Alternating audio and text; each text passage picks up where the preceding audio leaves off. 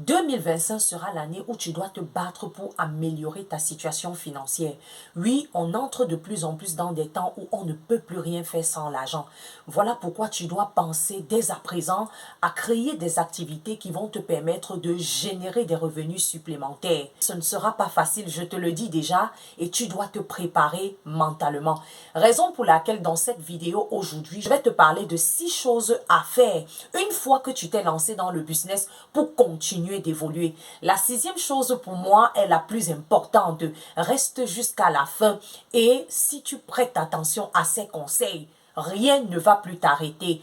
Salut à toi et bienvenue sur ma chaîne YouTube. Si tu me découvres pour la première fois, je suis Ariane Biakop, entrepreneur, formateur et consultante dans le domaine de l'e-commerce.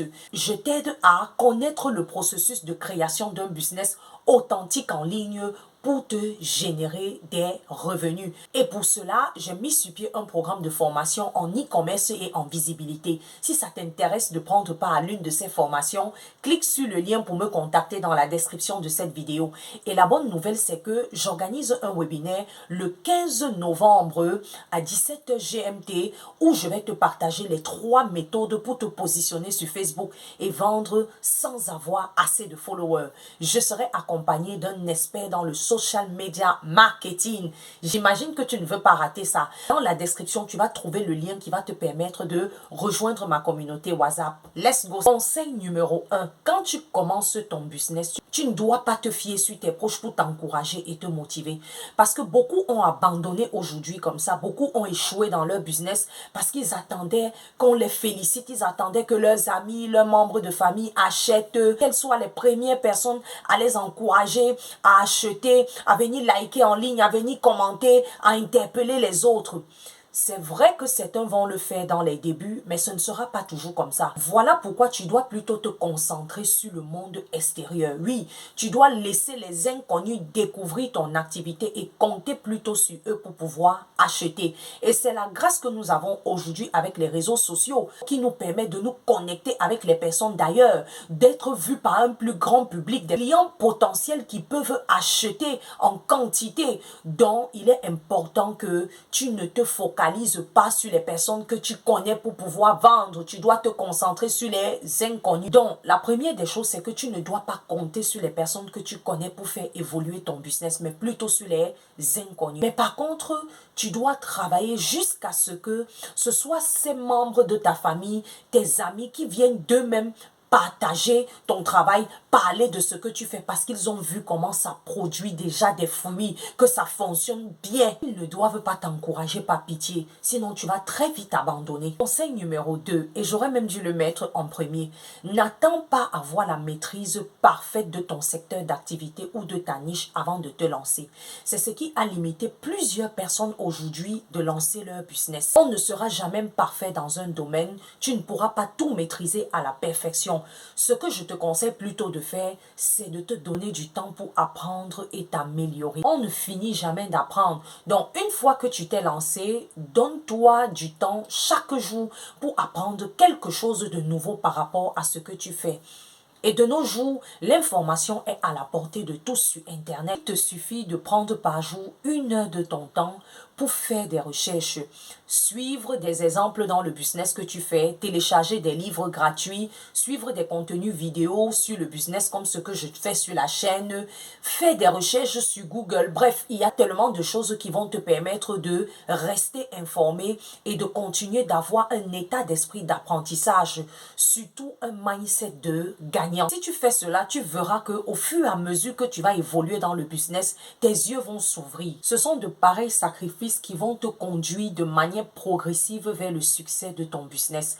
Donc, tu ne dois pas te limiter et tu dois toujours te dire qu'il y a un plus à gagner. Ne t'empêche pas aussi d'essayer, de tester parce que tu dis que non, je ne connais rien, ça veut dire que je ne peux pas faire. Non, non. Philippe Simo, Marthe Karine, Tion Nian, Stéphanie Bida, bien d'autres, pour être où ils sont aujourd'hui, ne savaient pas tout au départ. Donc, on apprend et s'améliore en pratiquant, pas en restant les bras croisés. Conseil numéro 3. Il est important que dès tes débuts, tu te focalises dans un domaine précis, une niche bien précise.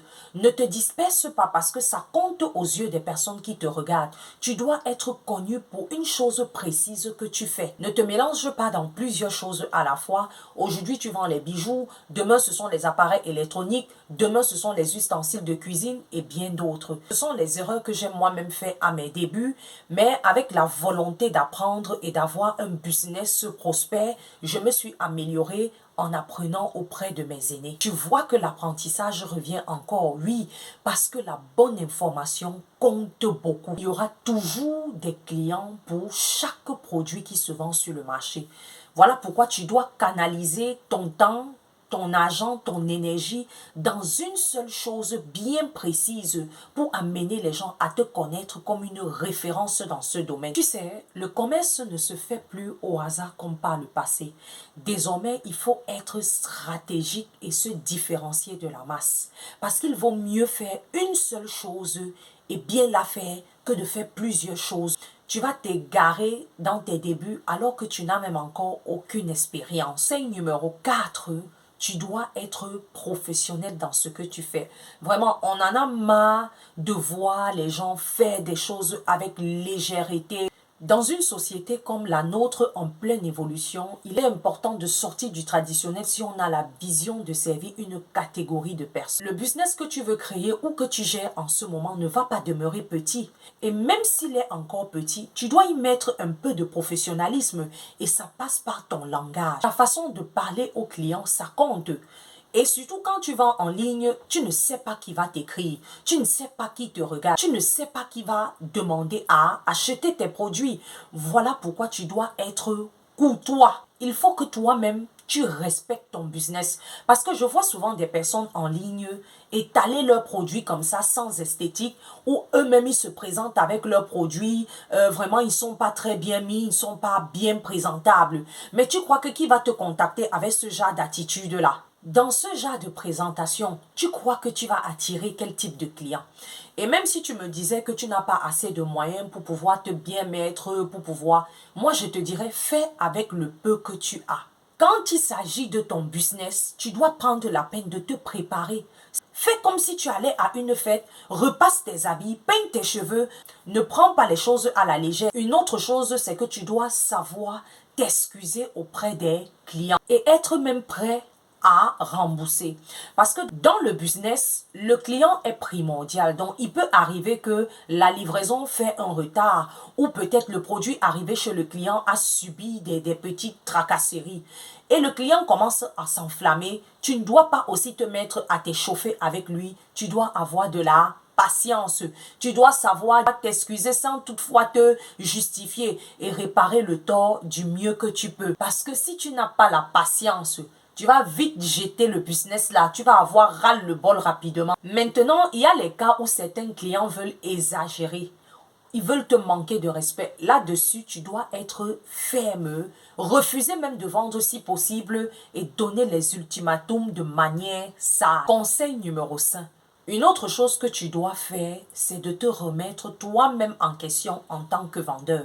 Tu dois apprendre à analyser le business au fur et à mesure pour voir ce qui ne marche pas, ce qui ne fonctionne plus. Donc, ce n'est pas que comme tu n'as pas vendu pendant un bon bout de temps, tu vas te mettre maintenant à accuser tes grands-pères au village, tes oncles, à accuser les jaloux, à dire que non, on ne te veut pas du bien. Non, non, non, non, non. Ça veut dire qu'il y a quelque chose que tu n'as pas compris, que tu ne faisais pas. Voilà pourquoi tu ne peux pas seulement conduire une voiture sans toutefois faire la révision, sans faire la maintenance. Même un laptop, ça va stagner. Tu dois chercher des personnes qui peuvent voir ce que toi tu ne vois pas et te dire là où tu es en train d'être bloqué. Parce que tu ne peux pas faire la même chose chaque jour et t'attendre à des résultats différents. Voilà pourquoi tu dois prendre un temps, tu prends un cahier, tu fais tes révisions, tu mets point par point, qu'est-ce que j'ai acheté comme marchandise ce mois, j'ai vendu combien, emballage, qu'est-ce qu'il faut améliorer, mes concurrents, comment ils font, etc.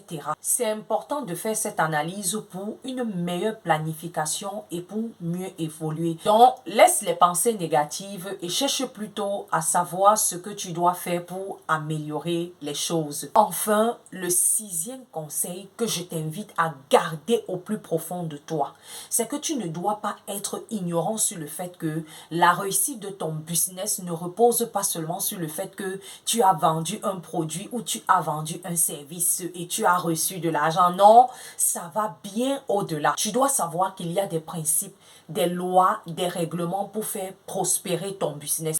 Tous ceux qui sont devenus riches, ce n'est pas seulement parce qu'ils vendaient quelque chose. Si tu es chrétien, tu sais bien que pour réjouir le cœur de Dieu, il faut faire sa volonté. Et sa volonté comprend ses commandements que tu dois respecter. Et dans le business, il y a également des lois que tu dois poursuivre de tout ton cœur si tu veux prospérer. Je ne pourrais pas te les citer ici de manière détaillée, mais en voici quelques.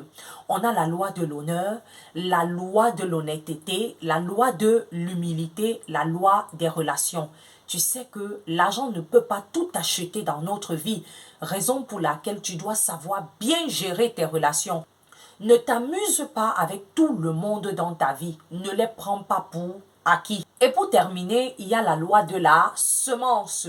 Tu sais qu'il est écrit que celui qui sème moissonnera aussi. Donc tu ne dois pas négliger cet aspect de semer dans la vie des orphelins, dans la vie des veuves, dans la vie des pauvres, que ce soit dans ton église, que ce soit dans ta famille, que ce soit dans ton quartier. Et surtout, recommande ton business dans les mains de Dieu. Alors, je vais m'arrêter ici. J'espère que tu as aimé ce contenu et que j'ai pu t'amener à voir les choses sous un autre angle. Donc, quand tu veux te lancer dans le business et réussir, tu dois être une personne très avisée et ne rien prendre à la légère. Il y a tellement de choses à développer là-dessus. Donc, si ce genre de contenu t'intéresse, fais-le moi savoir en commentaire. Like, abonne-toi, partage pour aider la chaîne à grandir. Et disons-nous à la prochaine vidéo. Au revoir.